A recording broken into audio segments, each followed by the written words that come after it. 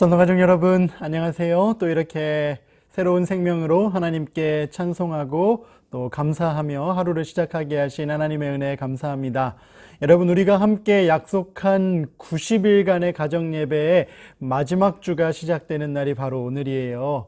지난 12주 동안 함께 예배해준 천성의 모든 가족들 정말 감사하고요. 이제 이 마지막 13주차 예배까지 함께 기쁜 마음으로 마무리할 수 있으면 좋겠습니다. 그럼 다 같이 묵상 기도하고 오늘의 예배시 시작하도록 하겠습니다.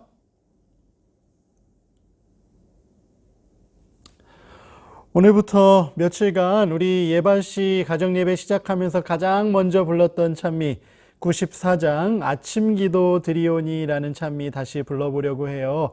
기억하고 있지요?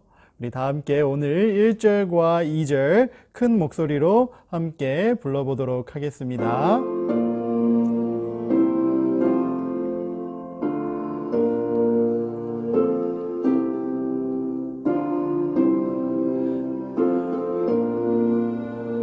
모두 함께 참여하겠습니다.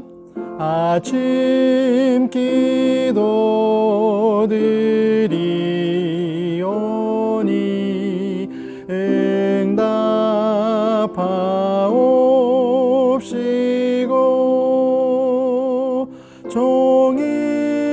종일토록 저 천성을 사모케 하소서. 주여 나의 발걸음을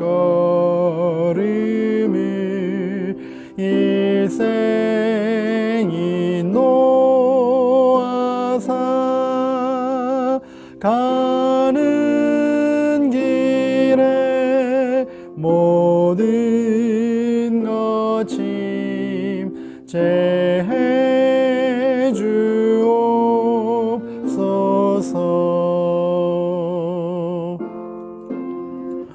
오늘도 온 가족이 함께 모여 기도하면서 하루를 시작하는 그 장소마다 하나님의 크신 축복이 함께 할 수 있기를 간절히 기도합니다.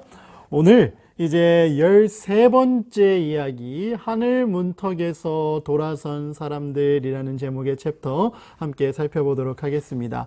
어제까지요, 바울 선생님이 천부장의 배려로 가이사랴까지 후송이 되어 로마 총독에게로 인도되는 이야기를 함께 살펴보았어요. 이제 가이사랴로 도착해서 총독 앞에 서게 되는, 그리고 그 이후에 벌어지는 바울 선생님의 이야기를 함께 살펴보도록 하겠습니다.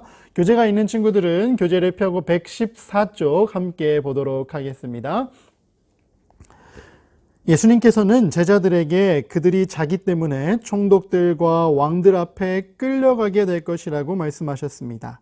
사도 바울의 생애에도 그 말씀은 그대로 이루어졌어요. 가이사랴에 도착한 지 얼마 되지 않아 그는 벨릭스 총독 앞에 불려 나갔습니다. 그는 그리스도인의 신앙에 대해 꽤 많은 것을 알고 있었습니다. 그리고 그는 자기 아내 드루실라를 데리고 바울과 함께 여러 번 이야기를 나누었습니다. 한 번은 바울이 정의와 절제와 장차 올 심판에 관한 문제를 벨릭스 총독에게 이야기했습니다. 벨릭스는 깜짝 놀라며 이제 그만합시다. 또 기회가 있으면 당신을 부르겠소 라고 말했습니다. 가이사랴에 도착한 바울은 얼마 되지 않아 가이사랴 로마 총독부의 수장, 대장으로 있는 벨릭스라는 사람 앞에 서게 되었어요. 그 벨릭스라는 총독과 그 아내 드루실라 앞에서 여러 차례 자신이 가지고 있는 믿음과 예수님에 대한 복음을 전하게 되었는데, 어느 날 정의와 절제와 다가올 심판에 대한 이야기를 듣게 되자 마음 가운데 찔림이 있었나 봐요. 더 이상 들을 수가 없었어요. 바울 잠시만 멈춰주시오. 나중에 우리 이야기를 이어갑시다 라고 이야기했던 거예요. 벨릭스는 그 순간에 예수님을 구주로 받아들일 뻔했습니다. 그러나 그는 좀 더 좋은 기회가 오기를 기다리며 결정을 뒤로 미루었습니다. 영원히 돌아오지 않을 좋은 기회를 놓치고 만 것입니다. 그는 얼마나 천국에 가까이 온 사람이었습니까? 거기서 도로 돌아서다니 이 얼마나 안타까운 일입니까? 그렇게 가까이 왔으면서도 잡지 못하고 그렇게 멀리 가버리다니요. 벨릭스 총독은 예수님께서 성령님을 통하여 마음 가운데 감동하시는 그 음성을 들었지만 결정을 미룬 나머지 하나님 나라를 선택하는 것을 포기하게 됐다는 거예요. 정말 안타까운 모습이지요. 2년 후에 벨릭스는 다른 곳으로 옮겨갔습니다. 그는 유대 사람들에게 잘 보이려고 바울을 그대로 감옥에 가두어 두었습니다. 베스도라는 새 총독이 바울을 자기 앞에 불러오게 했습니다. 그는 바울이 왜 그렇게 오래 감옥에 갇혀 있는지 알고자 했습니다. 그도 역시 바울에게 친절하게 대해 주었으며 예루살렘에 가서 재판을 받지 않겠느냐라고 물어보았습니다. 새롭게 부임한 총독의 이름이 뭐라고요? 베스도라는 총독이었다고요. 2년 동안 감옥에 들어가 있다는 바울이라는 사람을 한번 보기 원했어요. 왜? 어떠한 죄 때문에 그렇게 오래 감옥에 있는지 알기 원했거든요. 그러나 바울을 만나고 알면 알수록 그가 좋은 사람이라는 것을 깨닫고 예루살렘으로 가서 재판을 다시 한번 받아보지 않겠느냐라고 제안했던 거예요. 그 제안에 바울은 이렇게 대답했어요.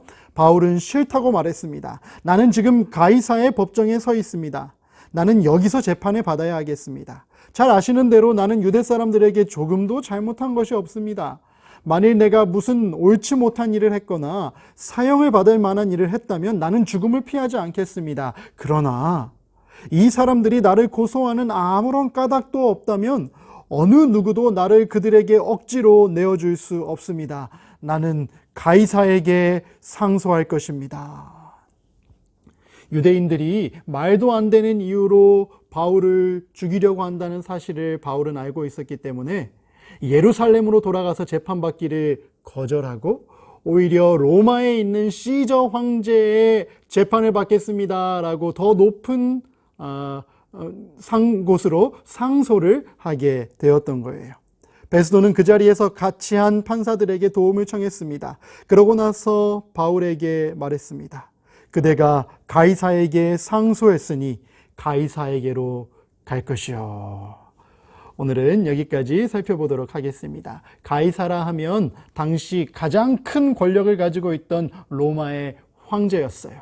로마 시민으로서 로마 황제의 재판을 받겠다라고 이야기했던 바울의 요청에 따라 이제 바울을 로마로 보내서 재판받게 해주겠다 했던 베스도 총독의 결정까지 오늘 우리 함께 살펴보았습니다.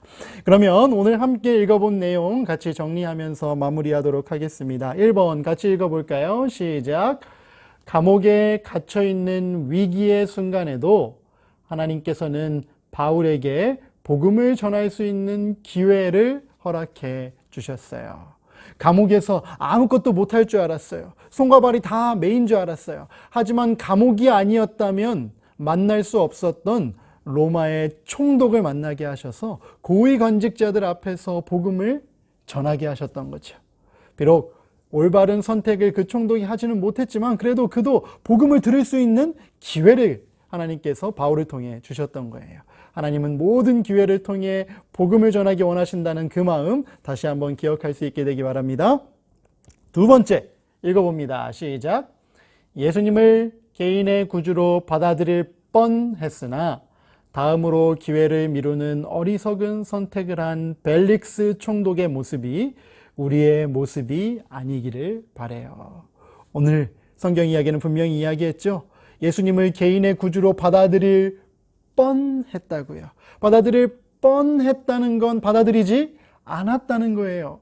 여러분, 우리도 예수님을 우리 삶의 주인으로 모실 뻔하다가 포기하는 것이 아니라 정말 예수님을 우리 삶의 주인으로 모시고 그 말씀에 따라 순종하며 살기로 오늘 함께 결정할 수 있으면 좋겠어요. 그렇게 결심할 수 있을까요? 감사합니다. 그 결심을 가지고 오늘 하루 예수님 말씀에 순종하며 살아가는 우리 모두 되기 바랍니다. 다 같이 기도하고 오늘의 예배시 마치겠습니다. 하늘에 계신 하나님 아버지, 고통스러운 위기의 순간에도 복음을 전할 수 있는 기회를 바울에게 허락해 주셔서 감사합니다.